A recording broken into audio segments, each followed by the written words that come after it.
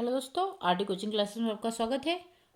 आज हम कक्षा 11वीं के केमिस्ट्री के इम्पोर्टेंट क्वेश्चंस की स्टडी करेंगे। पहला प्रश्न है, द्रव्यमान संरक्षण का नियम क्या है? इस नियम की आधुनिक स्थिति क्या है? तो द्रव्यमान संरक्षण का नियम, इस नियम को लेवोसियर ने सन 1744 में प्रतिपादित किया था।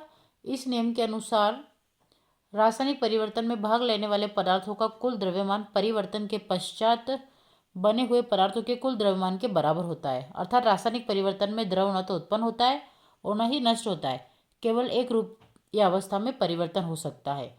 कार्बन प्लस ऑक्सीजन से हमारा क्या बनता है? CO2। अगर उदाहरण की बात करें तो 12 ग्राम कार्बन 32 ग्राम ऑक्सीजन से संयोग करता है और 44 ग्राम कार्बन डाइऑक्साइड प्राप्त होता है। आधुनिक स्थिति, आइंस्टीन के अनुसार द्रव्यमान को ऊर्जा में परिवर्तित किया जा सकता है। तो आइंस्टीन का फॉर्मूला E=mc², जहाँ E ऊर्जा, m द्रव्यमान और c प्रकाश का वेग होता है। किंतु जो रासायनिक क्रियाएं हम प्रयोगशाला में करते हैं उनमें बहुत कम ऊर्जा उत्पन्न या अवशोषित होती है, इसीलिए द्रव की मात्रा में बहुत कमी या वृद्धि होती है। अतः साधारण परिस्थितियों में द्रव्यमान संरक्षण नियम को सत्य माना जा सकता है। अब आपका दूसरा प्रश्न है, मूलानुपाती सूत्र क्या है? तो वह सूत्र जो किसी यौगिक के अणु में विद्यमान विभिन्न तत्वों के परमाणुओं का सरल अनुपात को दर्शाता है, मूलानुपाती सूत्र कहलाता है। एसिटिक अम्ल का मूलानुपाती सूत्र होता है CH2O और ग्लूकोज का मूलानुपाती सूत्र होता है CH2CH2O। ये मैंने आपको क्लास में सिखा रखा है किस प्रकार से निकालना है। जैसे एसिटिक अम्ल का फॉर्मूला क्या होता है? CH3 है ना, CH3C OH। तो आपको क्या करना है, यहाँ से खाली सिलेक्ट करना है और उनको एक ही संख्या से डिवाइड करना। अगर डिवाइड हो जाता है तो वो उसका मूलानुपाती सूत्र होगा, और डिवाइड नहीं होता है तो जो डिवाइड नहीं हुई है वही संख्या उसका मूलानुपाती सूत्र कहलाएगी।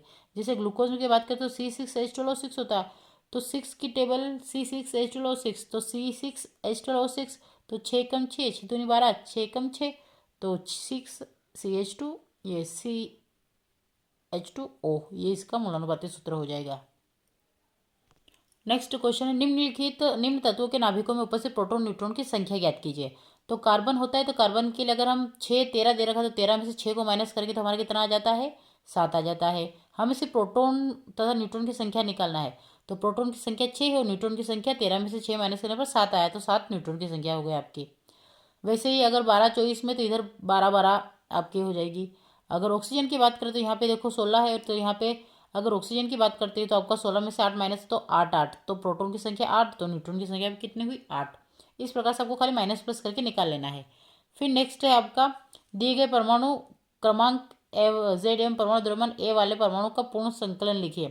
तो A17 A35, तो यहाँ से आपको कुछ नहीं करना है, Z यानी कि परमाणु क्रमांक नीचे 17 लिखा जाएगा और ऊपर एटॉमिक भार, जिसे A से प्रदर्शित करते हैं परमाणु द्रव्यमान, और इस प्रकार से आप ऊपर नीचे का काम करके लिख सकते हैं। ये आपके कल के एग्जाम के लिए मोस्ट MP क्वेश्चन है, तो जिसे आप जितना हो सके अच्छे से प्रिपेयर करने का प्रयास करें, एक बार देखकर ही जाए। नेक्स्ट क्वेश्चन है, निम्न में से कौन सी सम इलेक्ट्रॉनिक स्पीसीज है, अर्थात जिनमें समान संख्या में इलेक्ट्रॉन हो? तो sodium, potassium, magnesium, calcium, sulphur, organ. तो अगर यहाँ बात करें तो हम सोडियम, मैग्नीशियम, ये दोनों सेम आएगी, क्योंकि इसका भी 10 होगा, इसका भी 10 होगा, क्योंकि यहाँ से ये 11 आता है, 11 में से ये एक प्लस लगा यानी कि एक माइनस कर देना। यहाँ पे Mg 12 पे आता है, इसमें +2 लगा मतलब 2 माइनस कर देना, तो आपका क्या आ जाएगा? प्लस। यानी कि जितने प्लस है उतने माइनस कर दो और जितने माइनस उतने प्लस कर दो। जैसे कैल्शियम 2 प्लस होता है तो ये 20 नंबर पे आता है, लेकिन इसमें 2 प्लस है मतलब 2 माइनस कर दो तो ये 18 पे आ जाएगा। सल्फर होता है 16 पे, इसमें 2 माइनस है तो प्लस कर दो तो कितना हो जाएगा? 18 हो जाएगा। तो जहाँ पे आपको प्लस दिखता है वहाँ पे आपको माइनस करना, और जहाँ माइनस दिखता है वहाँ पे प्लस करना, तो ऑटोमेटिक आपकी संख्या आ जाएगी। जितने प्लस उतने माइनस और जितने माइनस उतने प्लस करके आपको सम एटॉमिक स्पीसीज निकल जाएगी, सम इलेक्ट्रॉनिक स्पीसीज।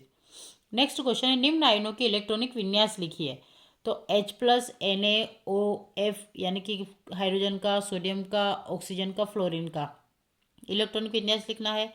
तो आपको सबसे पहले इलेक्ट्रॉनिक विन्यास करना पड़ेगा, ठीक है।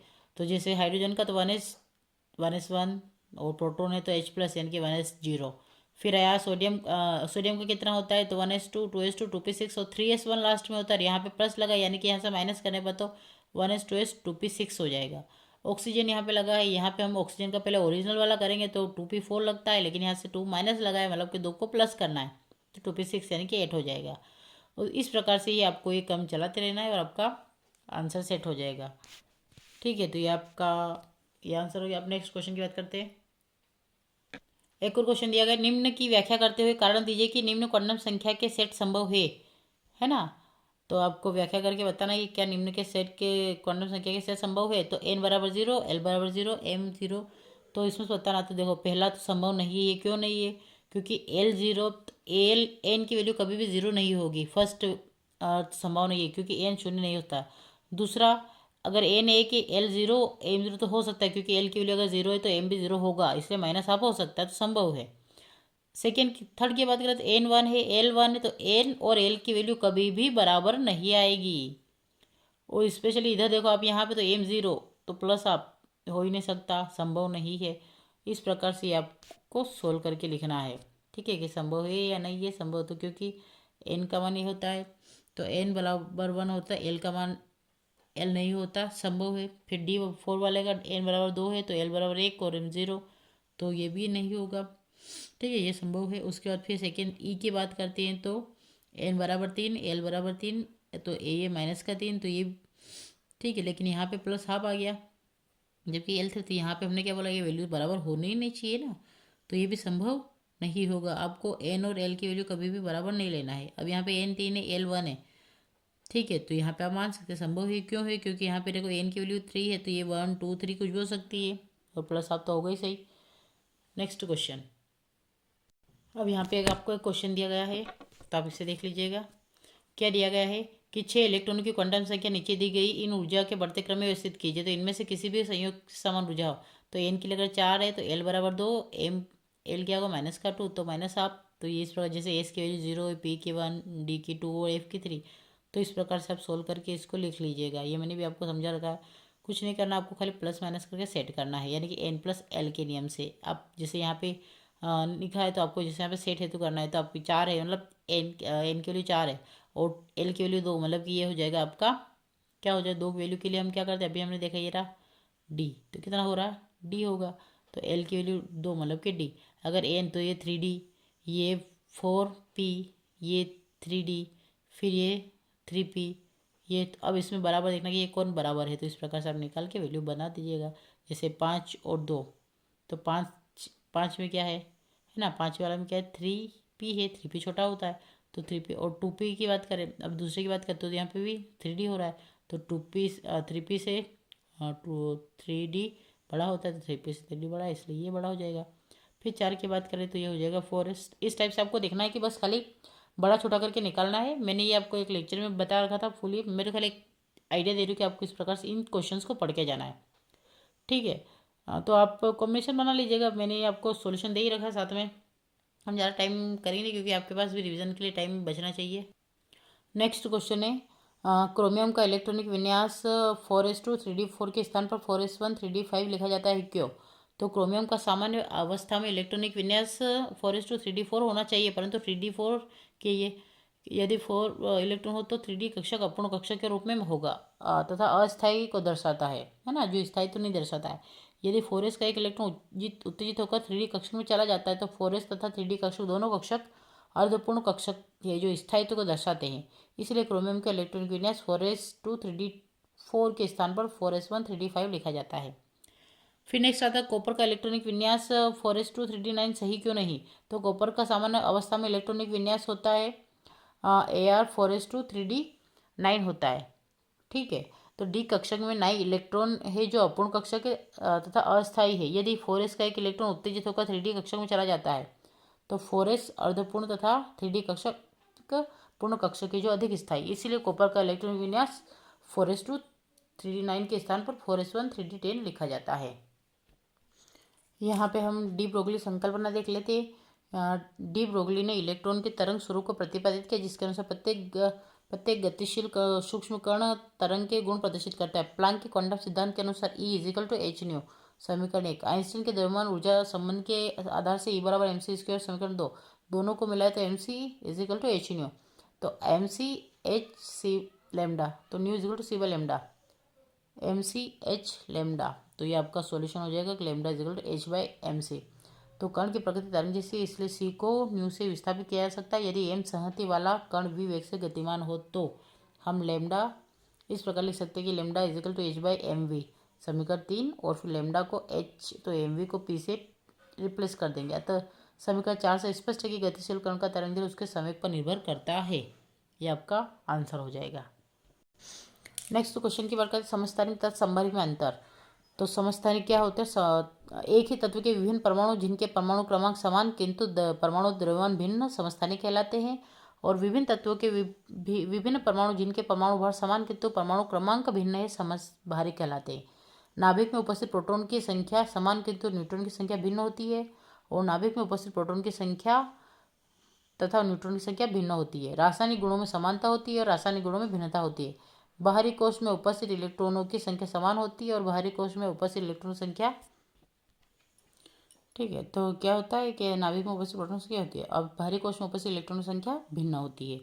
ये आपका इसका आंसर हो जाएगा। अब बात करते हैं नेक्स्ट क्वेश्चन की।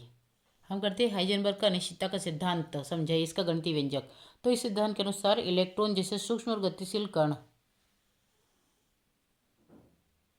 है ना, इस सिद्धांत के अनुसार इलेक्ट्रॉन जैसे सूक्ष्म गतिशील कण की सही स्थिति और संवेग का एक साथ निर्धारण करना असंभव है। यदि डेल एक्स बराबर स्थिति में अनिश्चितता तो डेल पी संवेग में अनिश्चितता हो। तो del x multiply del p h pi 4x m del v h/4 पाई।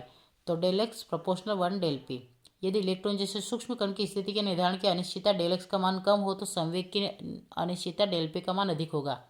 मान लो यदि किसी इलेक्ट्रॉन की स्थिति ज्ञात करनी हो तो यह आवश्यक है कि हम उसे देख सके। तो इलेक्ट्रॉन को देखने के लिए दृश्यमान प्रकाश का उपयोग नहीं कर सकते क्योंकि उसका तरंगदैर्घ्य 5000 एंगस्ट्रॉम होता है। अब नेक्स्ट क्वेश्चन है क्वांटम संख्या क्या है, क्वांटम संख्या कितने प्रकार की होती है तथा प्रत्येक से प्राप्त होने वाली जानकारी का वर्णन। तो परमाणु में किसी इलेक्ट्रॉन को पूर्ण रूप से अभिव्यक्त करने के लिए जिन संख्याओं की आवश्यकता होती है उन्हें क्वांटम संख्या कहते हैं। क्वांटम संख्या 4 प्रकार की होती है, मुख्य क्वांटम संख्या, द्विगंशी क्वांटम संख्या, चुंबकीय क्वांटम संख्या और चक्रण क्वांटम संख्या। तो मुख्य क्वांटम संख्या क्या होती है? इसे एन से दर्शाते हैं। एक यह इलेक्ट्रॉन के मुख्य कोश को प्रदर्शित करती है। इसकी सहायता से नाभिक से इलेक्ट्रॉन की औसत दूरी, इलेक्ट्रॉन की ऊर्जा, इलेक्ट्रॉन अभ्र के प्रभावी आयतन का निर्धारण किया जा सकता है। और एन का मान 0 के अतिरिक्त कोई भी पूर्ण संख्या हो सकती है। तो यदि जब भी आपको एन की वैल्यू 0 दिखे तो आप उसको संभव नहीं कहेंगे। द्विगंशी क्वांटम संख्या, इसे एल से दर्शाते हैं। यह उपकोशों को प्रदर्शित करता है। इससे इलेक्ट्रॉन का कोणीय संवेग, उपकोशों की आकृति, किसी कोश में उपस्थित उपकोशों की संख्या का निर्धारण करते हैं।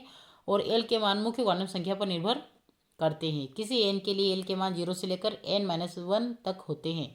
एल के अधिक से अधिक 4 मान 0, 1, 2 अथवा 3 होते हैं जो क्रमशः एस/पी/डी/एफ उपकोशों को प्रकट करते हैं।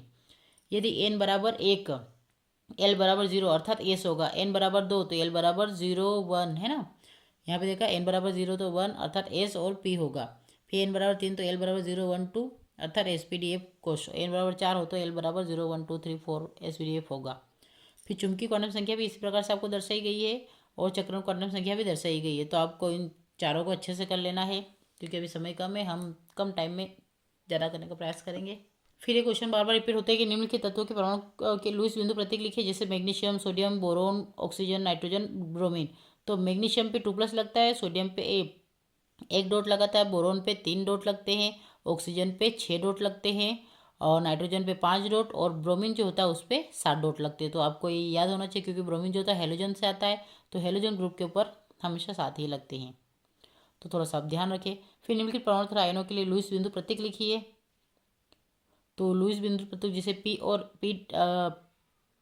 थ्री माइनस दे रखा है तो इसका भी है। तो अगर नॉर्मल पी की बात करें तो इसमें 5 लगते हैं और यहाँ पे 3 माइनस दे रखा है यानी कि 3 एक्स्ट्रा लगाना है। तो 5 के साथ में तो 1, 2, 3, 4, 5, 6, 7, 8 हो जाएंगे। 5 और 3 ये 8 हो गए। अगर सोडियम की बात, सोडियम पे 1 लगता है लेकिन Na+ लगा यानी कि Na+ मतलब पीछे 10 पे आया तो इसको हम 8 लगाएंगे। सल्फर की बात करें तो इसके ऊपर हम कितने लगते हैं? 6 लगते हैं। लेकिन अगर 2 माइनस है मतलब इसके ऊपर 8 लगेंगे। एल्यूमिनियम के ऊपर मोस्टली 3 लगते हैं लेकिन अगर इसके ऊपर 3+ लगा है मतलब इसके ऊपर 6, 3 और 3 6 हो जाएगा। हाइड्रोजन के ऊपर मोस्टली 1 लगता है लेकिन अगर यहाँ पर एक H दे रखा है तो यहाँ पर 2 इलेक्ट्रॉन एक्स्ट्रा लग जाएंगे। इसी प्रकार से इसको भी ऐसे ही बिंदु संरचना के रूप में दर्शाया जाएगा। फिर नेक्स्ट क्वेश्चन है SO3, NO2 तथा NO3- की अनुनादी संरचना है। तो मैंने आपको ये अच्छे से सिखा रखी है तो थोड़ा सा घुमाना और कुछ नहीं करना है। SO3 की अनुनादी संरचना है SOOO। तो देखो यहाँ पे देखो, यहाँ से जैसे अगर आपका एक बॉन्ड का भी रिप्लेसमेंट हुआ तो ये घूमता घूमता इधर ही आएगा। जैसे यहाँ से ये आया तो ये वाला इधर आ जाएगा, जब ये डबल बॉन्ड इधर गया तो यहाँ वाला यहाँ आ जाएगा, तो फिर ये घूमेगा। फिर जब यहाँ वाला डबल बॉन्ड इधर जाएगा तो इधर वाला फिर रिप्लेस होकर इधर आ जाएगा। तो मतलब पुरानी श्रृंखला को प्राप्त करना सीधा सा बात है कि सारे में अंदर इलेक्ट्रॉनों को घुमाना। NO2 की अनुनादी संरचना में इस प्रकार से ही होगा, यहाँ पे भी इस प्रकार से, ठीक है, देख लीजिएगा। और NO3 माइनस अनुनादी संरचना में इस प्रकार से, लेकिन माइनस के साथ में ही चलेगा। तो ये आपको कॉम्बिनेशन बनाना है। तो आप इसको भी देख लीजिएगा, क्योंकि मैंने पिछली बार भी मतलब इस टाइप के सवालों को देखा है, तो आप रिस्क ना ले, करके ही जाए। फिर नेक्स्ट क्वेश्चन है, विद्युत ऋणात्मकता को परिभाषित कीजिए, यह इलेक्ट्रॉन ग्रहण एंथैल्पी से किस प्रकार भिन्न है। तो सहसंयोजी आबंध में किसी परमाणु की वह क्षमता जिसके कारण आबंधी इलेक्ट्रॉन को अपनी ओर आकर्षित करता है, विद्युत ऋणात्मकता कहलाती है। विद्युत ऋणात्मकता अणु में परमाणु के इस गुणधर्म को दर्शाती है, जबकि इलेक्ट्रॉन ग्रहण एंथैल्पी एकल परमाणु के गुणधर्म को दर्शाती है। इलेक्ट्रॉन ग्रहण एंथैल्पी और विद्युत ऋणात्मकता। इलेक्ट्रॉन ग्रहण एंथैल्पी एक परिमाणात्मक मान है एवं उस ऊर्जा को व्यक्त करती है जो एक विलगित गैसीय परमाणु के अंतिम कक्ष में एक इलेक्ट्रॉन को प्रविष्ट कराने पर मुक्त होती है। और विद्युत ऋणात्मकता सहसंयोजी आबंध इलेक्ट्रॉन युग्म को परमाणु द्वारा अपनी ओर आकर्षित करने की प्रवृत्ति होती है। ये विलगित अणु का गुण है और ये बंधित अणु का गुण है। ये अणु की इलेक्ट्रॉन ग्रहण एंथैल्पी का निरपेक्ष मान होता है। विद्युत ऋणात्मकता का मान बंध पर निर्भर करता है। ठीक है। फिर आएगा परिमाणात्मक होने के कारण इसका मात्रक होता है एवं इसे EV प्रति परमाणु या किलोजूल प्रति मोल में व्यक्त करते हैं। यह तत्वों के बीच आपेक्षिक होती है, इसलिए इसकी कोई इकाई नहीं होती है। फिर नेक्स्ट क्वेश्चन की बात करते हैं। आपका ये है, निम्नलिखित अणु तथा आयनों की लुईस संरचना बनाइए। तो ये भी इस प्रकार से आता है, तो आप एक बार खाली देख लीजिएगा, और अगर नोट करना चाहे तो नोट कर लीजिएगा। तो H2S SiSiO4। तो जैसे एस पे कितने थे, मैंने पहले बोला 6 होते हैं, तो 6 यहाँ पे देखो 2 हाइड्रोजन लगा रखा है, तो 1 2 3 4 और 2 हाइड्रोजन के साथ में कॉम्बिनेशन कर लिया तो ये 6 हो गए। वैसे अगर SiCl4 की बात करें तो सिलिकॉन पे भी कितने होते हैं, सिलिकॉन पे होते हैं आपके, है ना। तो अब यहाँ पे देखो 1 2 3 4, तो 1 2 3 4, तो यहाँ पे कॉम्बिनेशन बनाए थे, क्योंकि क्लोरीन के पास 7 रहते हैं, यानी कि हेलोजन जितना भी होगा सबके पास 7 ही रहेंगे। तो अब यहाँ पे सिलिकॉन के साथ में देखिए, तो 1 2 3 4 5 6 7 8, तो टोटल कितने हो गए, 8 हो गए। उसके बाद आता है आपका बोरोन की, बेरिलियम की बात करें तो बेरिलियम पे 4 होते हैं मोस्टली। तो बेरिलियम पे 2 ही होते हैं, तो एक इधर होता है। तो यहाँ पे देखो फ्लोरीन फिर हेलोजन तत्व है, तो इसके 7 होते हैं, तो 1 2 3 4 5 6, और एक इसकी जरूरत है तो एक इधर से ले लेगा, तो इधर कॉम्बिनेशन, इधर का एक कॉम्बिनेशन करके दोनों कॉम्बिनेशन बना लेंगे। तो इस प्रकार से संरचनाएं बनेगी। और ये है फिर क्वेश्चन नंबर 5 दे रखा है, निम्न के तत्वों के परमाणु के लुईस प्रतीक लिखिए। देखिए ये भी देख लीजिएगा, तो ये आपका CO3 2- का बनेगा, और ये SiCl4, ठीक है, तो ये बनेगा, और BF ये बनेगा, और HCOOH का ये बनेगा। तो आप संरचनाएं याद रखिए, लुईस डॉट मोस्ट टाइम पे है। फिर आता है निम्नलिखित तत्वों के परमाणु के लुईस बिंदु प्रतीक लिखिए। तो इसमें भी देखिए मैग्नीशियम ब्रोमीन, तो कुछ नहीं करना है, बिंदु प्रतीक यानी कि देखो अंतिम इलेक्ट्रॉन 2 है तो 2 लगा दो, इसमें अंतिम 7 है तो 7 लगा दो, अंतिम 1 है तो 1 लगा दो, और अंतिम 6 है तो 6 लगा दो। सीधा सा सिंपल फंडा, और कुछ नहीं करना है।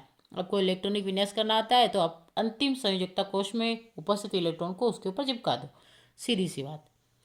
फिर नेक्स्ट क्वेश्चन है आपका, HF तथा HF अणु HI अणु से अधिक ध्रुवी है क्यों। तो फ्लोरीन की ऋण विद्युतता आयोडीन से अधिक होती है क्योंकि ऊपर से नीचे आने पर विद्युत ऋणात्मकता घटती है, ठीक है।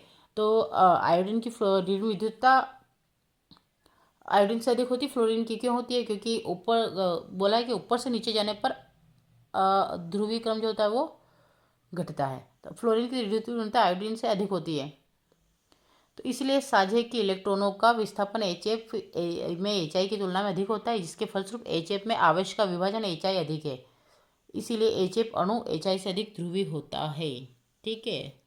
मतलब ऊपर से नीचे जाने पर आप तो सीधा से देख लो कि अधिक होगा, तो ऋणात्मकता घटेगी। फिर नेक्स्ट क्वेश्चन है आपका, अंतराणुक तथा अंत अणुक हाइड्रोजन बंध को उदाहरण से समझाए। तो अंत अणुक हाइड्रोजन बंध जब दो से अधिक समान अथवा भिन्न अणुओं के मध्य हाइड्रोजन बंध बनता है तो इसे अंतराणुक हाइड्रोजन बंध कहते हैं। इसमें एक अणु का हाइड्रोजन दूसरे अणु के प्रबल ऋण विद्युतीय परमाणु के साथ हाइड्रोजन बंध बनाता है। जैसे देखो HF की बात करें तो HF फिर डॉट डॉट HF फिर डॉट डॉट HF, खाली एक ग्रुप को लगाना है, और अगर नया ग्रुप उसके साथ वापस वही ग्रुप अटैच होने आता है तो डॉट डॉट डॉट कर दो, ये कॉम्बिनेशन बन जाएगा आपका अंतराणुक हाइड्रोजन बंध में, यानी कि हाइड्रोजन के बीच में बॉन्ड बनता है। जैसे इधर देखो हाइड्रोजन, तो मतलब आपका जल का है तो HO2 है ना, H2O हो गया, तो HOH फिर डॉट डॉट डॉट HOH फिर डॉट डॉट HOH, आगे समझ में उसी प्रकार से इसको बनाए तो H देखो यहाँ पे भी, अब यहाँ पे भी ये इस प्रकार से ही बन रहा है। अब थोड़ा सा चेंज होगा, अंत अणु हाइड्रोजन बंध की बात करें तो जब एक ही यौगिक के एक ही अणु के भिन्न भिन्न परिस्थिति में भिन्न भिन्न बंधों से जुड़े परमाणु के मध्य हाइड्रोजन बनता है तो उसे अंत अणु हाइड्रोजन बंध कहते हैं। कैसे, देखो यहाँ पे यानी कि कॉम्बिनेशन करके एक ही अणु के बीच में दोनों बॉन्ड बन गए। यहाँ पे अलग अलग ले रहे थे ना, जैसे H2O H2O ये इस टाइप से, यहाँ पे अलग नहीं लिया हमने, एक ही ग्रुप के अंदर ही सबको घुमा दिया। तो अंत अणु यानी कि इसके अंदर ही, इधर हम एक घर से दूसरे घर में, दूसरे घर से तीसरे घर में, इस प्रकार से जा रहे थे, और इधर हम घर के अंदर ही कमरों कमरों में घूम रहे हैं, वो वाले कॉम्बिनेशन हो जाएगा। तो ये हो जाएगा। तो इसमें नाइट्रो ग्रुप जो होता है तो ऑर्थो नाइट्रोफिनॉल क्योंकि ऑर्थो पोजीशन, और इधर देखो ऑर्थो हाइड्रोक्सी बेंजल्डिहाइड क्योंकि हाइड्रोक्सी बेंजल्डिहाइड तो है। आगे समझ में क्लियर है। अब नेक्स्ट क्वेश्चन की बात करते हैं। आपका ये क्वेश्चन भी बनता है O2 अणु के लिए आणविक कक्षा कार्य। एक तो ऑक्सीजन अणु, ऑक्सीजन परमाणु में 8 इलेक्ट्रॉन होते हैं, 1:2:2 होती है, 2 और 4 8 हो गए। अतः O2 अणु में 16 इलेक्ट्रॉन होंगे, क्योंकि ऑक्सीजन अणु है तो एक में अगर 8 है तो 2 में 16 होंगे, तो 16 इलेक्ट्रॉन होंगे, इसलिए आणविक कक्षा कार्य इस प्रकार से होगा। तो आपको कॉम्बिनेशन नीचे से बिठाना है, ठीक है। तो देखो यहाँ पे इस बीच में आपको O2 लिख देना है, मोलिकुलर ऑर्बिटल और एटॉमिक ऑर्बिटल। तो एटॉमिक परमाणु परमाणु अणु बनाएगा, तो आणविक मोलिकुलर ऑर्बिटल, और इधर एटॉमिक परमाणु को ऑर्बिटल। तो यहाँ पे दोनों को कॉम्बिनेशन, तो यहाँ पे इसका इस प्रकार से इलेक्ट्रॉन है 1s2 2s2 2p4, फिर इधर भी 1s2 है ना, यहाँ पे 1s2 2s2 2p4, ये कॉम्बिनेशन बन जाएगा। और फिर नीचे से ऊपर जाके इसके इलेक्ट्रॉन को भरते जाना है। और लास्ट में देखो यहाँ पे कितने हैं, यहाँ पे यहाँ के 2, यहाँ के 2, 2 2 4, तो कितना आया 2 2 4 2 6 2 8 और 2 10।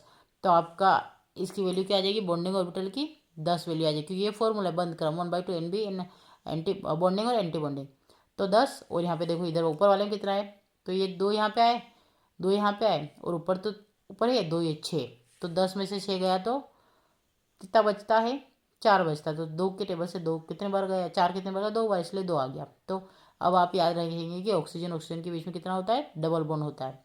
और ऑक्सीजन अणु के आणविक कक्षकों में 2 अयुग्मित इलेक्ट्रॉन होने से अणु अनुचुंबकीय होता है, यानी कि जिसमें अयुग्मित इलेक्ट्रॉन होते हैं तो अनुचुंबकीय होता है, जिसमें और जिसमें मतलब जिसमें अयुग्मित इलेक्ट्रॉन होंगे ना उसे अनुचुंबकीय बोलेंगे, और जिसमें अयुग्मित इलेक्ट्रॉन नहीं होंगे उसे प्रतिचुंबकीय बोलेंगे। फिर विस्तीर्ण गुण और गुण द्रव की मात्रा पर निर्भर करते